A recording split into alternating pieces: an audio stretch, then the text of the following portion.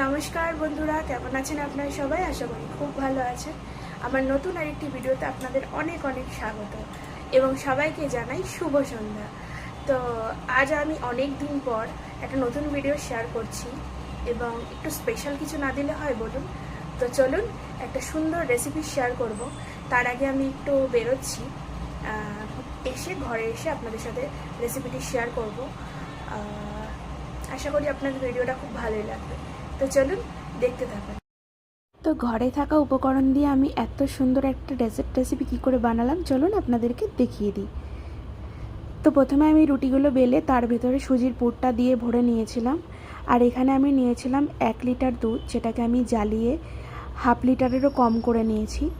আর এই দুধটা ঠিক করার জন্য আমি এখানে ইউজ করেছিলাম মিল্ক পাউডার, আর ফ্লেভারের জন্য দিয়েছিলাম এলাচের গুঁড়ো, আর অল্প একটু কেশর আপনাদের কাছে না থাকলে স্কিপ করতে পারেন।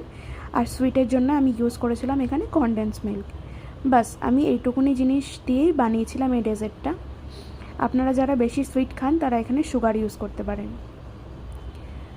তো চলুন বাকি ভিডিওটা দেখতে থাকুন। তবে হ্যাঁ, ভালো লাগলে অবশ্যই লাইক কমেন্ট শেয়ার করবেন। আর যারা আমার চ্যানেলে নতুন, যারা ইউটিউব থেকে দেখছেন তারা প্লিজ চ্যানেলটা সাবস্ক্রাইব করে পাশে থাকবেন। আর যারা ফেসবুক থেকে দেখছেন তারা প্লিজ ফলো করে অবশ্যই পাশে থাকবে। আর কমেন্টস করে আমাকে অবশ্যই জানাবেন কেমন লাগলো।